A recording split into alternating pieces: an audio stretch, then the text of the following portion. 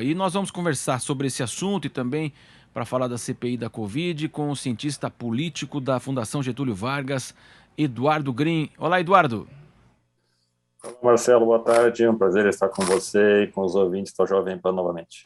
Prazer é nosso, Eduardo. E eu vou emendar esse tema dos combustíveis, também fazendo essa análise com o furo do teto dos gastos, agora também a PEC dos precatórios, expectativa da votação ao longo desta terça-feira também lá na Câmara Federal. E a gente observa na semana passada também a debandada de 4 nomes da equipe econômica de Paulo Guedes. E fica essa expectativa de que a política vai dar o rumo agora das ações do governo, já se imaginando, visando as eleições de 2022. Como é que o senhor avalia essa fragilização do ajuste fiscal, essa questão econômica? E nós estamos a um ano das eleições ainda. O que esperar daqui para frente, Eduardo? Olha, Marcelo, eu acho que o que a gente vai esperar daqui para frente é cada vez mais um processo de flexibilização de qualquer tipo de regra fiscal por razões muito simples. Proporcionalmente à perda de apoio do presidente Bolsonaro junto à população, que vem sendo verificada pesquisa após pesquisa, desgaste político esse que muito possivelmente vai ser intensificado após a divulgação do relatório da CPI, porque ele será utilizado como peça política nesse sentido. Então, proporcionalmente ao desgaste político do presidente, em amplas parcelas da sociedade, ele deverá, por outro lado, flexibilizar ainda mais as regras da gestão fiscal, porque só lhe resta uma alternativa, que é buscar compensar a perda de popularidade com novas políticas públicas que atendam, de um lado, aos interesses do Centrão e, de outro lado, também a vontade de implementar a toque de caixa um programa que tem, pelo menos superficialmente, o discurso de atender a população mais vulnerabilizada. Então, nesse sentido, o ano de 2022, do ponto de vista da política, deve seguir por meio dessa questão que você bem colocou. O presidente só tem um objetivo ao longo do restante do seu mandato, que é a sua reeleição. Não há mais nenhuma política de governo em discussão, não haverá mais nenhum projeto significativo sendo aprovado. E na economia, pelo que nós observamos dos analistas de mercado, um cenário muito provável de aprofundamento da recessão. Então, nós vamos ter um ano na qual o populismo político misturado com o populismo fiscal deverá gerar sequelas sociais e econômicas nada desprezíveis na economia brasileira para o próximo ano. Sem dúvida, parece que houve uma avaliação geral no governo, principalmente pela equipe política, né, do governo, o ministro Ciro Nogueira e outras figuras, né, de que, olha, se a gente não agir agora de uma maneira política, não vai ter governo em 2023, nós vamos perder a eleição e o teto dos gastos vai nessa, a questão dos precatórios também, vamos adiar o pagamento dos precatórios, mas é claro que tem esse reflexo que você falou, né, Eduardo, que tem esse lado que altera demais aí a questão econômica e vai sobrar para todo mundo também. Não dá para imaginar apenas os mais vulneráveis, inclusive eles são usados aí para, olha, nós precisamos de um programa para atender os mais vulneráveis. Os programas já existem no país, evidentemente, esses programas vão ser turbinados aí na casa aí dos R$ 400 a partir de 2022. A causa é extremamente nobre, né? Mas a gente sabe que transpareceu toda essa estratégia política e isso complica demais aí a situação do governo daqui para frente. Não, sem dúvida. Tanto é que o viés eleitoreiro do programa, por hora batizado Auxílio Brasil, é tão representativo que ele expira em dezembro de 2022, ou seja, ele não é uma alternativa que visa atender de maneira permanente uma parcela da população que não tem como obter renda. Programa esse que já existe, que é o Bolsa Família, que poderia, portanto, ser perfeitamente repensado, reavaliado e, se fosse o caso, até alterado os seus valores. Mas como o presidente tem um programa para chamar de seu, no sentido de, sobretudo, buscar votos, não só nos setores que foram mais vulnerabilizados pela pandemia, mas, sobretudo, no terreno no qual o ex-presidente Lula tem mais voto, que é o Nordeste, isso tudo faz com que nós venhamos a ter esse problema muito sério que, por meio de uma mudança da regra do cálculo do teto de gastos, mais esse calote em dobro, ou seja, os precatórios já são calote, o governo quer dar o calote do calote, vai fazer gerar artificialmente uma sobra fiscal que, na prática, nada mais é do que o rompimento do teto de gastos. Então, de um lado, o governo vende para a população mais vulnerável que ele buscará atendê-la com auxílio no valor de R$ 400, que pode até ser de 500, não se sabe exatamente como esse valor vai ser calculado, mas esse valor vai ser completamente corroído pelo aumento da taxa de juros, pela provável ampliação da taxa de inflação, pela recessão econômica, pela falta de emprego. Portanto, é um improviso constante nesse governo, movido, como você bem colocou no início da sua primeira intervenção, apenas por uma lógica política. Ou seja, toda e qualquer ação do governo só se move por conta de um cálculo que, a cada dia que passa, mostra mais desespero do presidente Bolsonaro em função da sua perda muito significativa, o seu derretimento muito aprofundado de apoio em amplas parcelas da sociedade, sobretudo naqueles setores que, do ponto de vista quantitativo, vão fazer a diferença nas eleições, que são os setores mais depauperados, mas também em vários segmentos da sociedade que o apoiaram em 2018. Portanto, isso tudo é que move o presidente para ações completamente irracionais, sem base sustentável, o que vai gerando no país, desculpa a expressão, um grande processo de ajambramento institucional, porque nós vamos perdendo a referência de regras estáveis que são fundamentais para que a sociedade, os agentes econômicos, possam, de maneira estável, prever investimentos, organizar a sua vida. Mas da maneira como o governo vem fazendo, nós não conseguimos mais ter no Brasil nenhuma capacidade de previsão. E, evidentemente, que o reflexo de tudo isso do ponto de vista social e econômico vai acabar estourando nas costas das populações mais vulneráveis. Sem dúvida, inclusive o Comitê de Política Monetária do Banco Central está reunido. Amanhã deve divulgar aí o resultado dessa reunião da Selic. A princípio o mercado imaginava 1 ponto percentual, depois 1,25 e agora tem gente até apostando em 2 pontos percentuais, justamente em razão desse aprofundamento da crise política e econômica no final da semana passada e os reflexos nessa semana. Agora falando também da CPI, Eduardo, nós estamos acompanhando aí nesse momento o intervalo lá na Comissão Parlamentar de Inquérito no Senado. O senador Omar Aziz deve voltar depois das 3 horas agora. A CPI foi instalada pelo Supremo Tribunal Federal, naquele momento mais agudo da pandemia, março, abril, maio, momento mais mortal, infelizmente, para o país, quase 5 mil mortes nós atingimos. Foi, de fato, o esgotamento dos hospitais, enfim, medicamentos. Foi uma situação extremamente delicada, triste aí, ainda mais para o país. A CPI termina justamente no momento de maior imunização, redução de casos.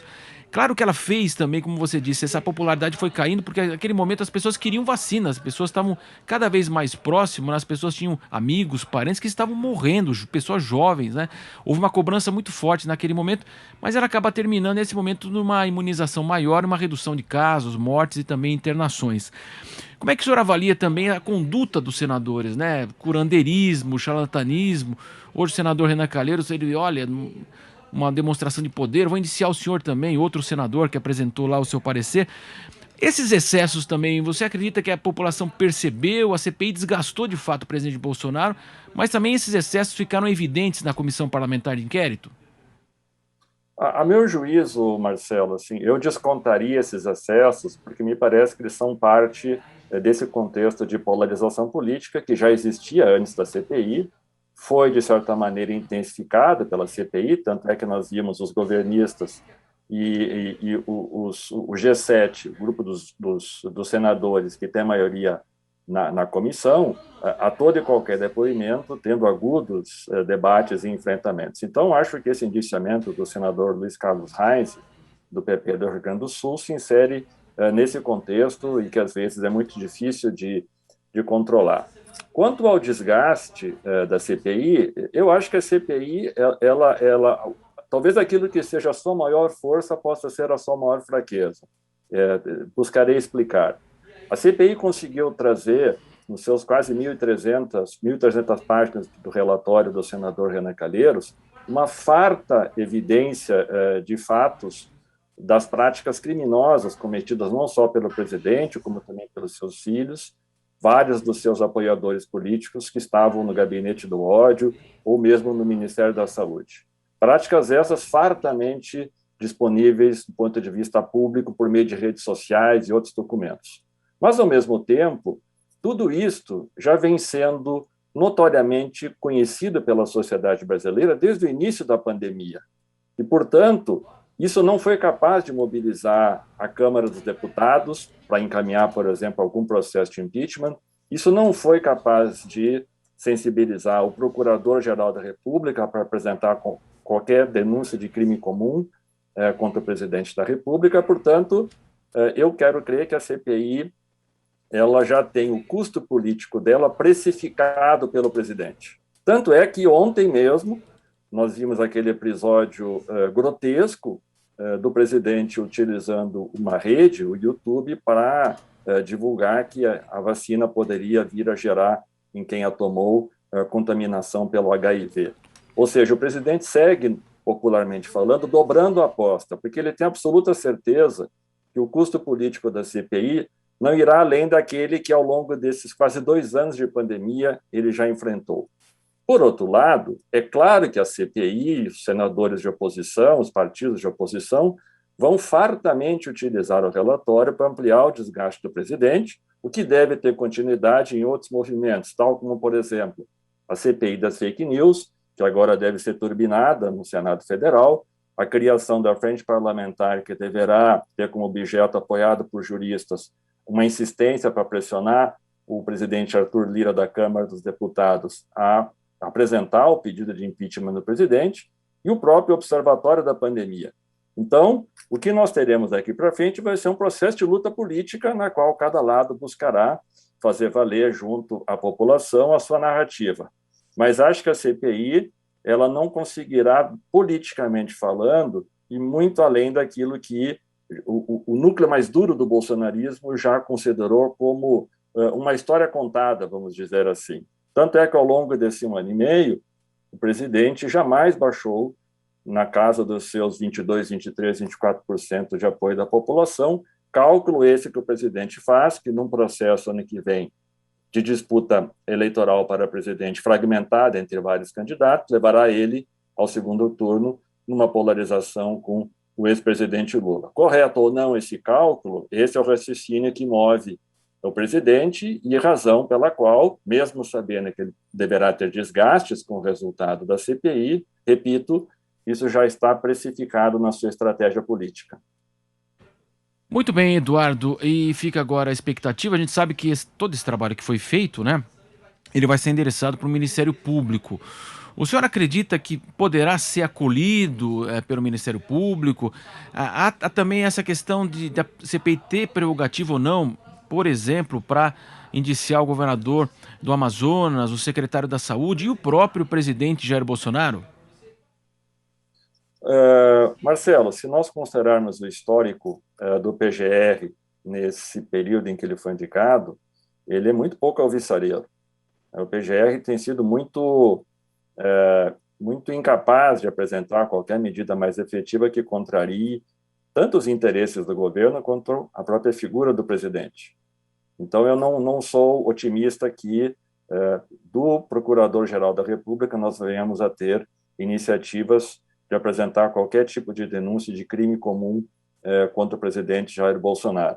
Acho que, para que alguma medida nessa direção acontecesse, falta um ingrediente sempre muito importante que no Brasil fez com que mudanças no parlamento ou em outras áreas do nosso sistema político viessem a ter consequência prática. Eu falo aqui de mobilizações de rua, de uma grande mobilização da sociedade, mas, infelizmente, a sociedade ainda se encontra bastante amortecida ou, eventualmente, ainda um pouco temerosa de fazer grandes mobilizações. Acho que, se depender apenas das negociações de corredores que nós vamos ter entre Câmara dos Deputados e Procuradoria-Geral da República, eu tendo a crer que a CPI deverá aguardar por muito tempo, talvez as respostas venham de maneira muito tópica, de maneira muito fragmentada, e eu não creio que tudo o mais que a CPI levantou, que já é de conhecimento da PGR, ele já tinha essas informações, por exemplo, sobre o uso de recursos do Ministério da Saúde para incentivar a cloroquina.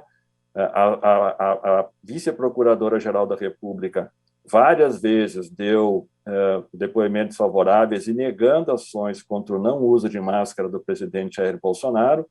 Portanto, por isso que eu disse antes, a força da CPI também é um pouco a sua fraqueza, porque ela documentou uma série de dados que já eram de conhecimento do PGR e que até o momento nada foi feito.